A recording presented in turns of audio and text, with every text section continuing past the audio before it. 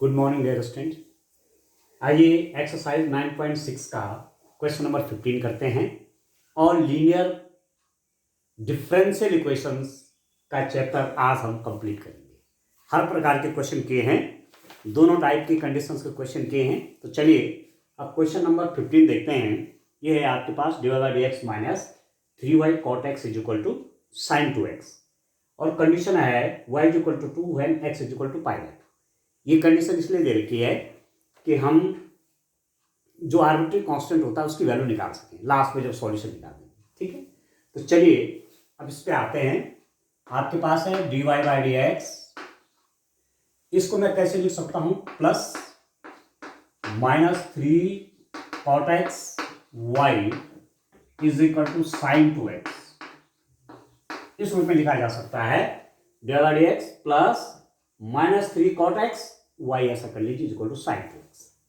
ठीक है, तो अब आप देखिए dy/dx प्लस P Y is equal to Q से तुलना करने का।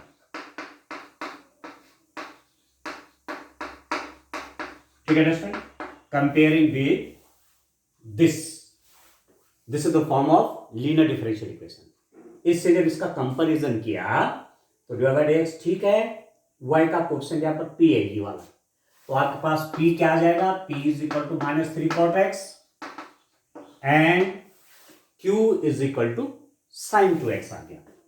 q is equal to sine 2x। ठीक है दोस्तों, p and q both are the function of x। p and q both are the functions of x। p भी x का function है, q भी x का फंक्शन है, तो लीनियर डिफरेंशियल इक्वेशन की कंडीशन सेटिस्फाई होगी। तो आप लिख सकते हैं this implies that this is a linear differential equation. यह एक लीनियर डिफरेंशियल इक्वेशन है। ठीक, आप क्या निकालेंगे, integrating factor. Integrating factor is equal to e to the power p dx। ठीक है, and this is how much, this is equal to e to the power p means 3 cot x dx, e to the power p dx। ऐसे तो निकालते integrating factor. p आपके पास क्या है, minus 3 cot x है। अब इसका इंटीग्रेशन करते हैं, कितना आएगा स्टूडेंट, इसको मैं ऐसा लिख सकता हूं, e to the power minus 3 बाहर कर दिया और cot x dx का इंटीग्रल। और आप जानते हैं cot x का इंटीग्रेशन क्या होता है, log sin x होता है, ये तो होता है। ठीक है, तो this is equal to how much, e to the power minus 3 log of sin x, ये हो गया। ठीक है दोस्तों, अभी माइनस 3 जो है इसको चाहे आप इसके ऊपर ले लीजिए, तो ये कितना बनेगा आपके पास integrating factor. Integrating factor is how much, e to the power log sin x to the power minus 3। Integrating factor is equal to e log sin x to the power minus 3। ये तो होगा क्योंकि minus 3 power पहले आप लिख सकते हैं, log का रूल होता है, इस फॉर्म में रख दिया। अब एक्सपोनेंशियल लॉग हटा दीजिए, तो आपके पास क्या आ जाएगा, sine x to the power minus 3, और इसको आप ऐसा लिख सकते हैं 1 ओवर साइन क्यूब x। ठीक है, माइनस 3 पावर नीचे आके पॉजिटिव हो जाएगी। ठीक है दोस्तों, तो मेरे पास इंटीग्रेटिंग फैक्टर निकल गया और दूसरा मेरे को q चाहिए। अब q आपके पास ऑलरेडी यहां पर लिखा हुआ है साइन 2x। बस एक इंटीग्रेटिंग फैक्टर निकल गया, q निकल गया। अब मैं डायरेक्ट सॉल्यूशन निकालूंगा। देखिए अब मैं आगे लिखता हूं इसको, आप देखिए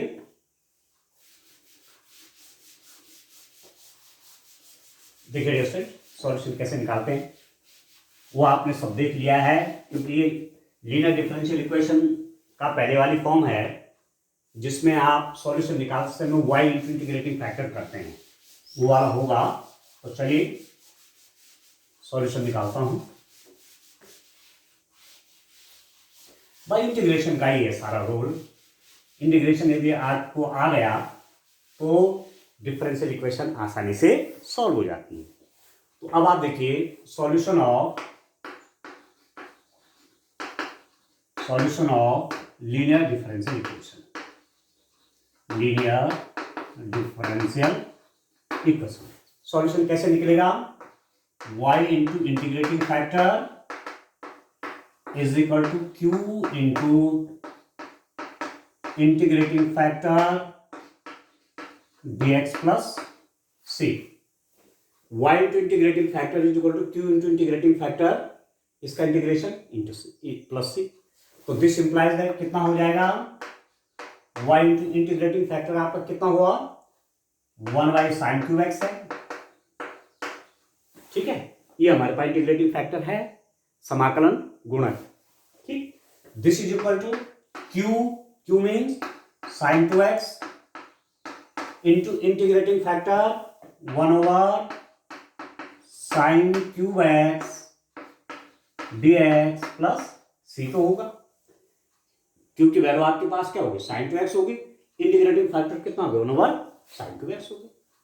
ठीक है, तो दिस इंप्लाइज दैट कितना हो जाएगा? y into 1/sin cube x is equal to sin 2x को लिख दीजिए 2sin x cos x into 1/sin cube X dx plus c।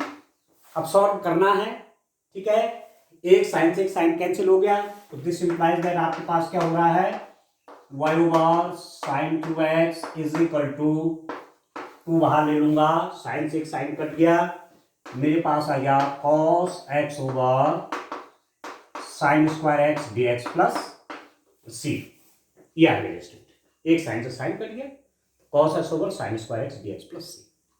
sin x का डिफरेंशिएशन ऊपर है cos x dx, यदि मैं sin x को t कर दूं तो cos x dx क्या हो जाएगा? dt हो जाएगा।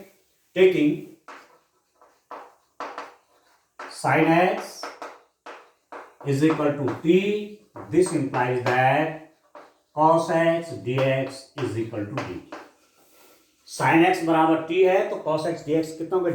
dt हो गया। cos x dx dt हो गया, sin x जगह क्या रख रहा हूं? t कर रहा हूं। ठीक है, तो इंटीग्रेशन कैसे बन जाएगा? देखिए, ऐसे इंटीग्रेशन आपने बहुत किए हैं प्रतिस्थापन विधि से, बाय सब्स्टिट्यूशन। तो चलिए देखते हैं। अब देखिए दोस्तों, इसको इंटीग्रेट करते हैं।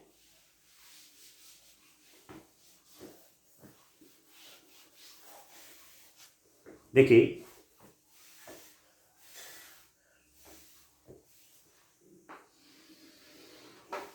कितना आ जाएगा आपके पास?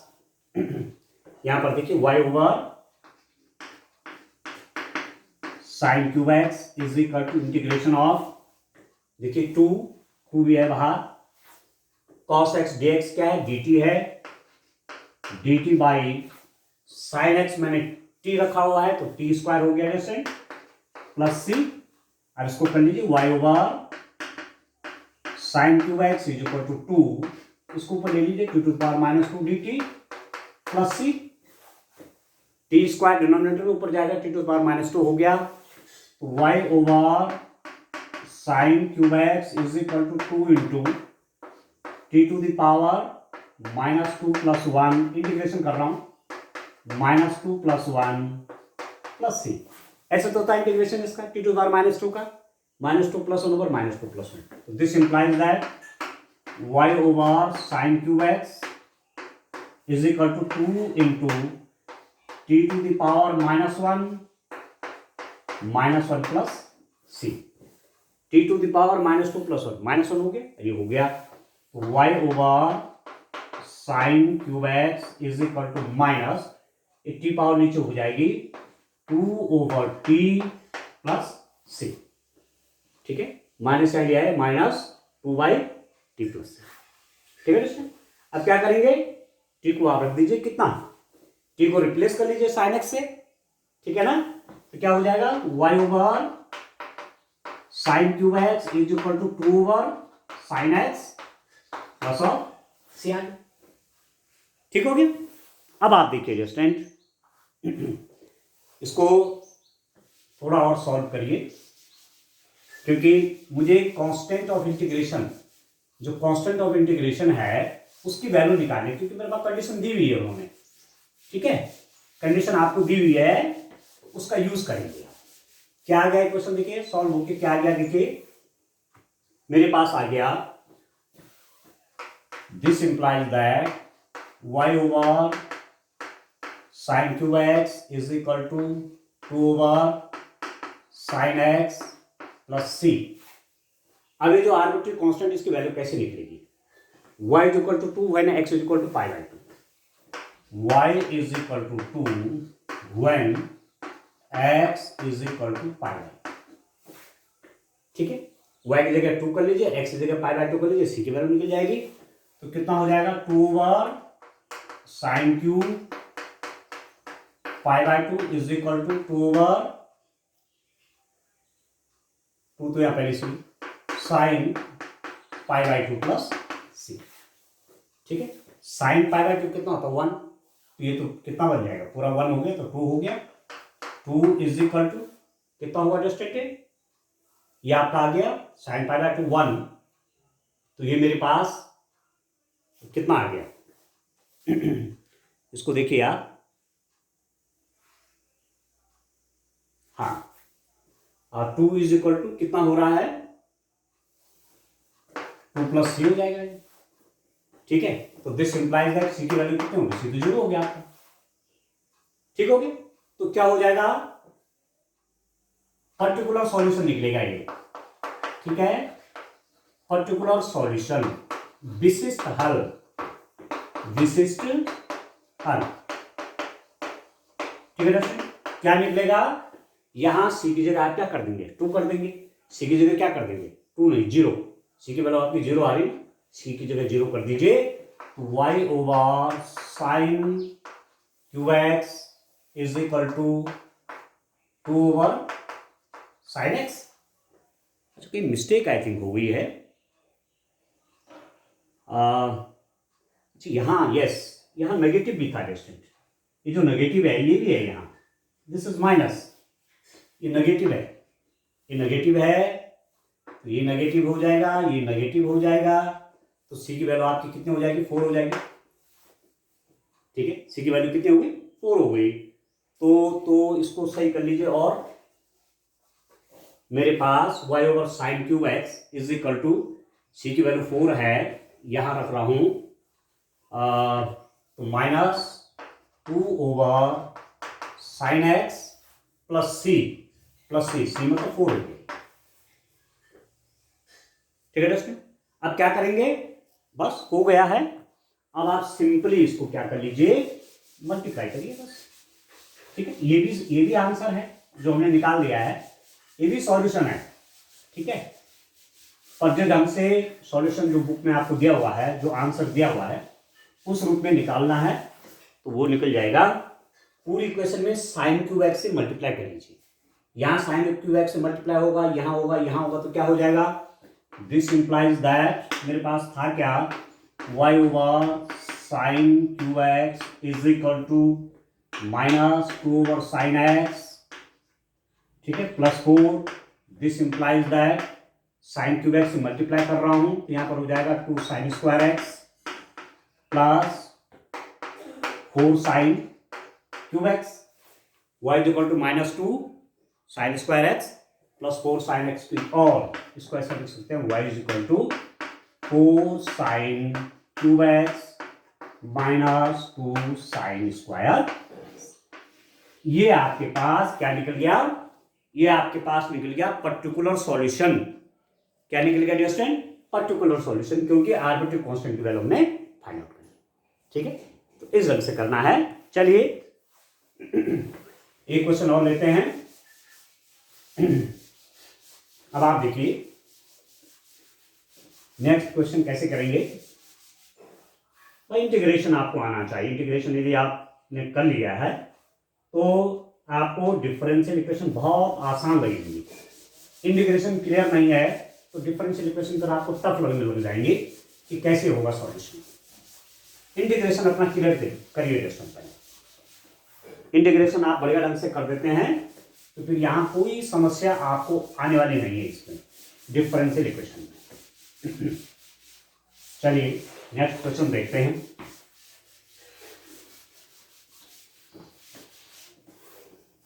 देखिए डियर स्टूडेंट, क्वेश्चन नंबर 16,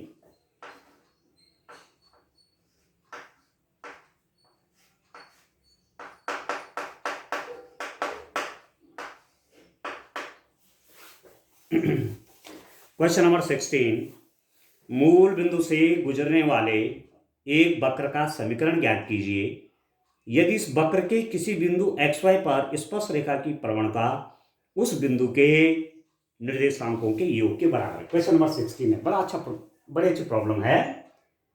मतलब आपने पहले डिफरेंशियल इक्वेशन बनानी भी है यहाँ पर, ठीक है। पहले तो इससे पहले हमने 15 क्वेश्चन जो किए हैं वहां डिफरेंशियल इक्वेशन दिए, आपको सॉल्यूशन फाइंड आउट करना है। यहाँ पर डिफरेंशियल इक्वेशन भी बनानी है, ठीक है। जैसे find the equation of a curve passing through the origin given that the slope of the tangent is given as dy by dx। ऐसे देते हैं स्लोप ऑफ द टेंजेंट, ठीक है। टेंजेंट नॉर्मल, जब एप्लीकेशन और डेरिवेटिव वाला chapter पढ़ाया है तो वहां बढ़िया ढंग से इसको बता रखा है। वहां टेंजेंट की इक्वेशन निकाली, नॉर्मल की निकाली है, तो टेंजेंट की ग्रेडियंट ऐसे दी जाती है dy by dx।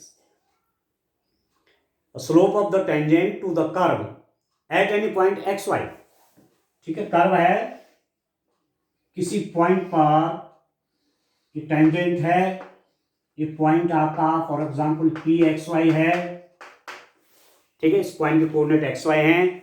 यहां पर जो ग्रेडियंट है वो कितना है, dy by dx के रूप में लिया जाता है।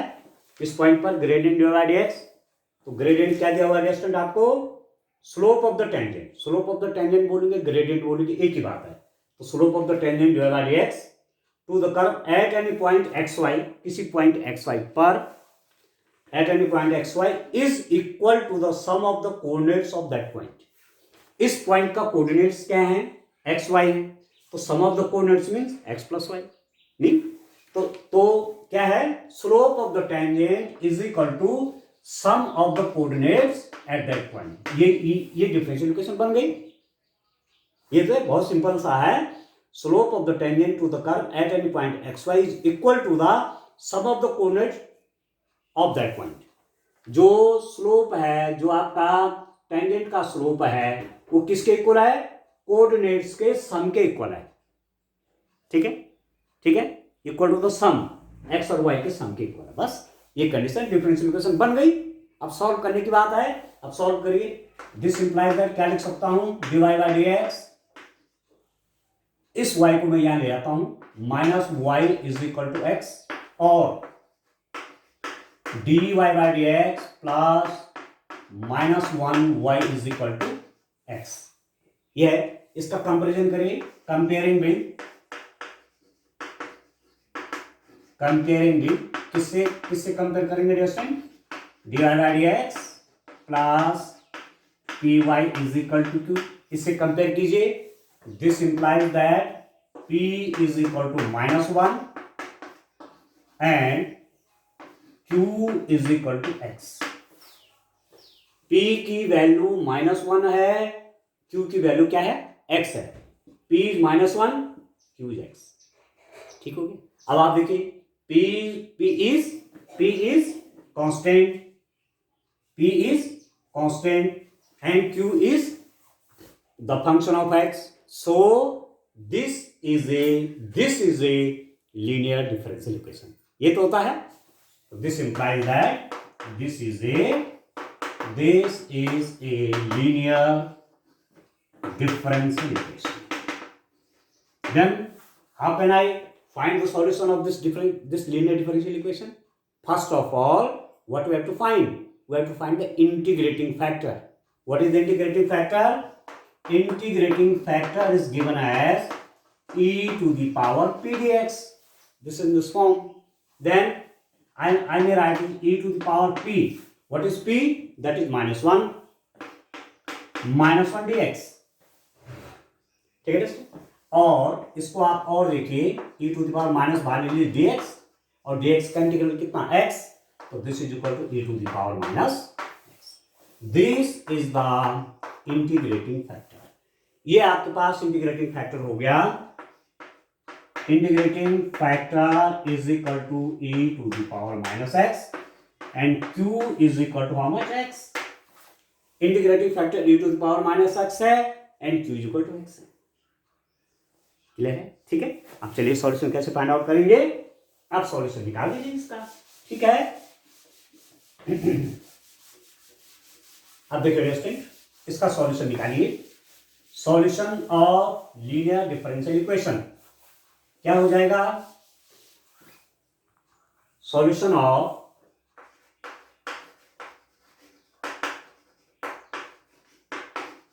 ऑफ लीनियर डिफरेंशियल इक्वेशन क्या हो जाएगा? y into integrating factor is equal to q into integrating factor dx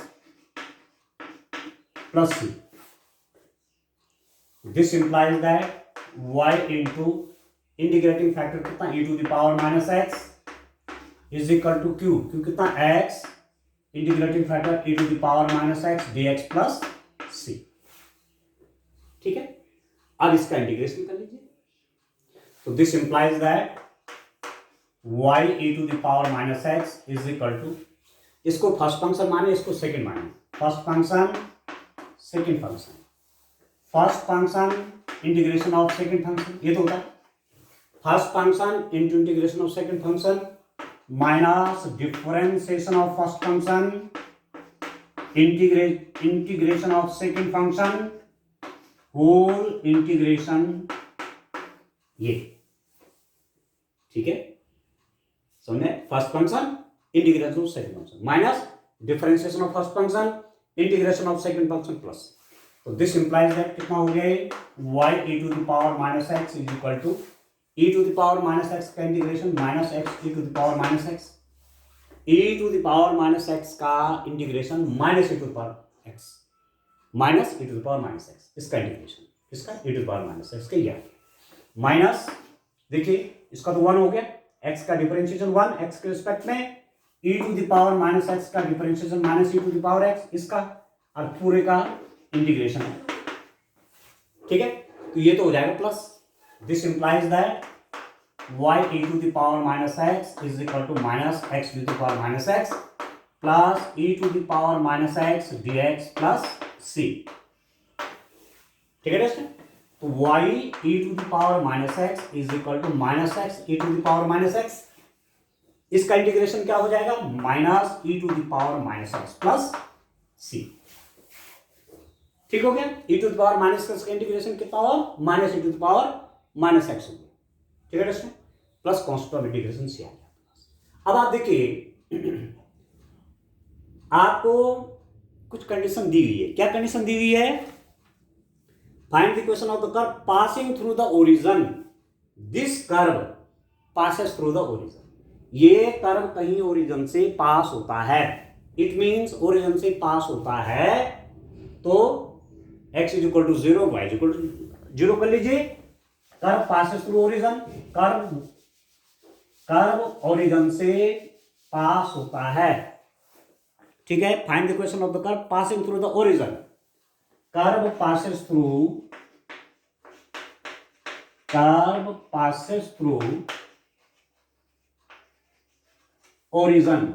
origin means having coordinates 0 and 0। तो x भी 0 कर लीजिए और y भी 0 कर लीजिए। व्हाट यू फाइंड, तो कर लीजिए, तो ये तो 0 हो जाएगा। जब यहां y 0 कर देंगे आप, y 0 है, x 0 है, y 0 हो जाएगा, तो 0 इज इक्वल टू, यहां पर x भी 0, ये भी 0 हो गया, minus e to the power minus 0 plus c, और e to the power minus 0 means 1। ठीक है, तो 0 is equal to minus 1 plus c, तो this implies that c is equal to कितना हो गया? 1 आ गया। तो जो कंडीशन दी हुई है उससे में आर्बिट्ररी कांस्टेंट निकल गया। क्लियर है? अब c की वैल्यू निकल गई, तो यहां पुट करिए c की वैल्यू को, तो कितना हो जाएगा ये? द सॉल्यूशन इज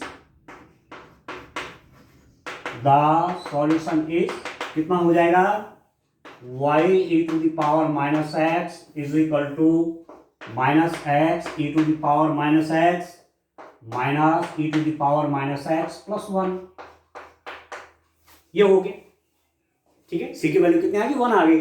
अब पूरी इस इक्वेशन को e to the power minus x से डिवाइड करिए, तो यहाँ कितना बच जाएगा, y is equal to e to the power minus x से डिवाइड हो गया तो कट गया, माइनस एक्स, यहाँ पर -1 plus 1 over e to the power minus x, minus e to the power minus x से पूरी इक्वेशन को डिवाइड कर दिया, तो y is equal to minus x -1, ठीक है। थोड़ा और सॉल्व कर लीजिए, बस हो गया। चलिए इधर ही कर लेता हूं। तो ये आपका कितना बना, आप देखिए स्टूडेंट, ये आपका कितना आ रहा है, ये नेगेटिव इधर ले आते हैं। This implies that x plus y plus 1 is equal to, ये भी यहां आ गया, ये भी आ गया, दोनों पॉजिटिव हो गए। ये डिनोमिनेटर में e to the power minus x, numerator में ले जाता हूं, ये हो जाएगा e to the power plus x, ठीक है। तो ये है वो कर्व, ये वो कर्व है, ये है student x plus y plus 1 is equal to e to the power x, ठीक है। ये है वो कर्व जिसका किसी पॉइंट पर स्लोप कोऑर्डिनेट के सम के इक्वल है, ये कर्व है, ठीक है, ठीक है। बस अब ये भी कह सकते हैं कि इस कर्व का डिफरेंशिएशन ये है, सीधी सीधी बात, ठीक है दोस्तों, उस कंडीशन के हिसाब से जो कंडीशन आपको दी हुई है, ठीक हो गया। चलिए क्वेश्चन और देखते हैं। The last question of linear differential equation, last question आया डिफरेंशियल इक्वेशन का, ठीक है। अब आप चलिए, सारे क्वेश्चन हमने बड़े ढंग से कर दिए हैं। अब लीनियर डिफरेंशियल इक्वेशन में कहीं आपको दिक्कत नहीं होनी चाहिए, और दिक्कत तब नहीं आएगी जो आपको इंटीग्रेशन आते हैं, तो इंटीग्रेशन आप तैयार करने हैं। चलिए लास्ट क्वेश्चन देखिए, क्वेश्चन नंबर 17। बिंदु 0, 2, एक पॉइंट है 0, 2, ये इंफॉर्मेशन दी हुई है, इन इंफॉर्मेशन को बिल्ड करके हमें आगे अपना काम करना है। बिंदु 0, 2 से गुजरने वाले वक्र का समीकरण ज्ञात कीजिए। यदि इस वक्र के किसी बिंदु के निर्देशांकों का योग उस बिंदु पर खींची गई स्पर्श रेखा की प्रवणता के परिमाण से 5 अधिक है, क्या कर रहे हैं, find the equation of a curve passing through the point 0, 2, curve 0, 2 से पास हो रहा है, given that sum of the coordinate of any point. अब फिर वही बात, जैसे ये था पॉइंट P है, कोऑर्डिनेट एक्स वाई है किसी टाइम पर टेंजेंट के, given the sum of the coordinate of any point on the curve exceed the magnitude of the slope of the tangent, tangent के स्लोप का मैग्नीट्यूड, टेंजेंट होता है, tangent का slope दिया जाता है dy बाई dx। तो क्या कंडीशन दे रखी है कि slope of the tangent dy by dx, sum of the coordinate of any point on the curve exceeds the magnitude of slope of the tangent to the curve at that point by 5, ठीक है। क्या कह रहे हैं, given that sum of the coordinate of any point on the curve exceed the magnitude of slope of the tangent, slope of the tangent से क्या coordinate का सम 5 अधिक है, यह है कंडीशन, ये आपको दिया हुआ है। Sum of the coordinate at any point of the curve exceed the magnitude of the slope of the tangent, नहीं थोड़ा उल्टा सा हो रहा है, कौन ज्यादा है, sum of the coordinate of any point on the curve, sum of the coordinate क्या है, x plus y, exceed the, ये ज्यादा है magnitude of the slope of the tangent, tangent के स्लोप से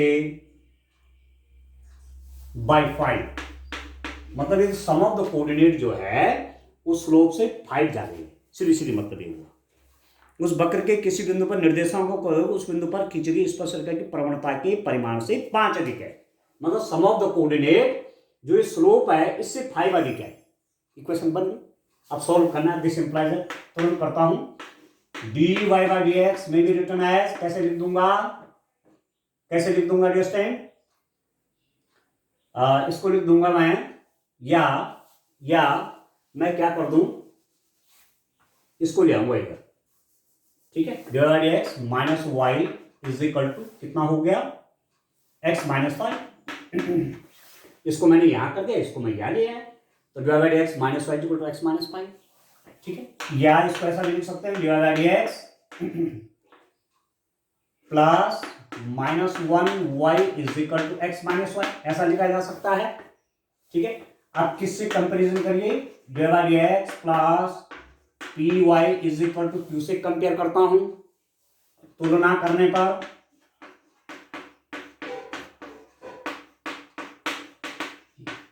कितना होगा distance, p is equal to minus one, q is equal to x minus five, ये तो ठीक है। अब इंटीग्रेटिंग फैक्टर निकाल लीजिए, आप लिख देंगे this is a linear differential equation. अब इसमें तो ज्यादा कहने का कुछ रह नहीं गया है, क्योंकि आप सब जानते हैं p और q, p तो कांस्टेंट है और q x का फंक्शन है, तो लीनियर डिफरेंशियल इक्वेशन बन गई। इंटीग्रेटिंग फैक्टर निकाल लीजिए, how much is that, e to the power minus p d x, e to the power p d x होता है, and this is equal to e to the power p means minus one d x, ये हो जाएगा e to the power minus d x, e to the power minus x हो गया। ये हो गया integrating factor. Integrating factor is equal to e to the power minus x and q is equal to x minus 5, integrating factor e to the power minus x और q आपका आ गया x minus 5, ठीक हो गया। अब निकाल लीजिए solution, अब निकाल लीजिए सॉल्यूशन, कैसे निकालते हैं सॉल्यूशन, सॉल्यूशन कैसे निकालते हैं, सॉल्यूशन ऑफ द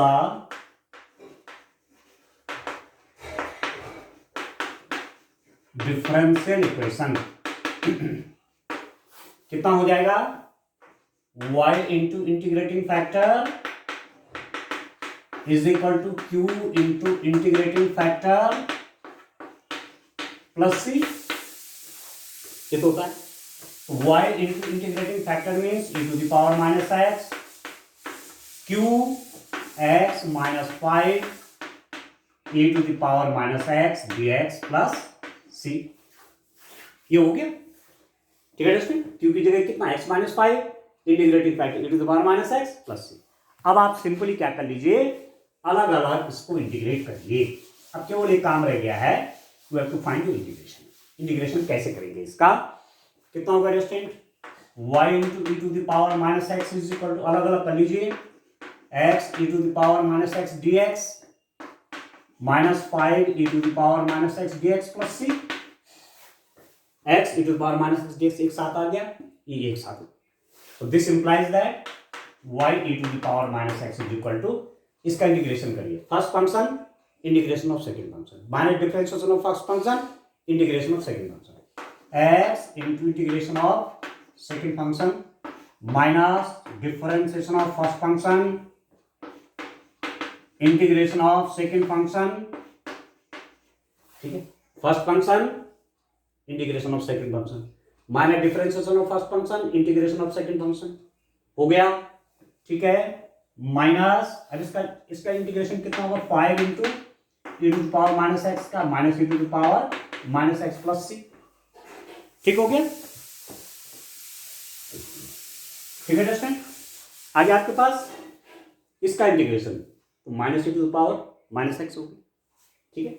अब कितना हो जाएगा, this implies that y e to the power minus x is equal to, इसका इंटीग्रेशन ये हो गया, e to the power minus x minus e to the power minus x, इसका कितना हो जाएगा, इसका डिफरेंशिएशन जीरो, इसका हो जाएगा minus e to the power minus x d x, इसका भी माइनस होगा तो plus 5 e to the power minus x हो जाएगा plus c, e to the power minus x कितना, minus e to the power minus x plus बन गया, तो दिस इंप्लाइज दैट कितना होगा दोस्तों, minus x e to the power minus x, ये प्लस हो जाएगा यहाँ पर e to the power minus x dx 5 e to the power minus x plus c।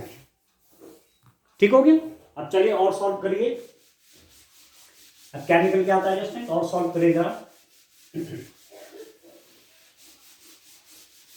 देखिए कितना आता हमारे पास। देखिए रेस्टेंट मेरे पास आ गया y e to the power minus x is equal to minus x e to the power minus x, इसका integration minus e to the power minus x plus 5 e to the power minus x plus c. This implies that y e to the power minus x is equal to minus x. ये plus 5 है, minus 1 है, तो plus 4 e to the power minus x plus c। ये हो गया solution. ठीक है दोस्तों। अब बात ये आ रही कि c की वैल्यू कैसे निकालेंगे। अब कंडीशन दे रखी है curve passes through the point 0 2। Curve कहां से पास हो रहा है? 0 2 से।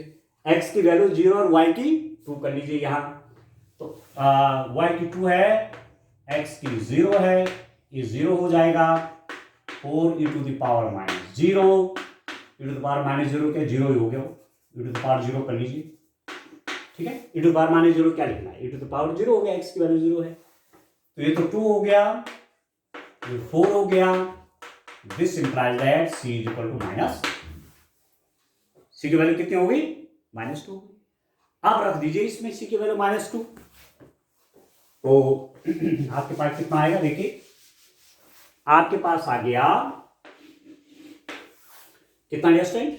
देखिए y e to the power minus x is equal to minus x e to the power minus x minus e to the power minus x 5 e to the power minus x plus c मतलब -2। ठीक है, या इसमें रख देता हूं, इसको 4 कर लेता हूं, 1 मिनट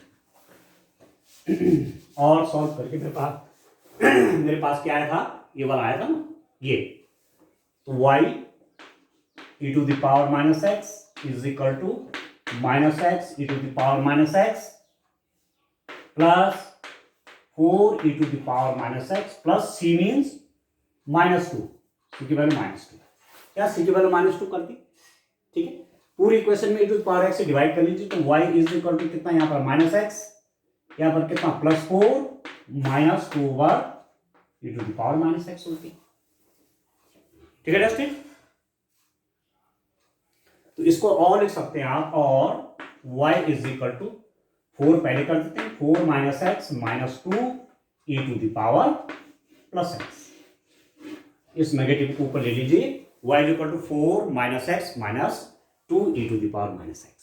ठीक है, ये निकला वो सॉल्यूशन उस कंडीशन में जो कि आपके दे रखा था। ठीक हो गया, तो लीनियर डिफरेंशियल इक्वेशन भी कंप्लीट हो गई। अब मेरे पास डिफरेंशियल इक्वेशन में मिसलिनियस बचती है। वैसे मिसलिनियस में सारी वो प्रॉब्लम होती है जो पीछे की रहती है, उसी सब होगा। कुछ क्वेश्चन लूंगा, मुझे लगता है 3 लेक्चर्स और इसमें करूंगा, तब आगे जाकर के मैं आपको वेक्टर पढ़ाऊंगा। ठीक है, तो आज के लिए इतना काफी है। Thank you.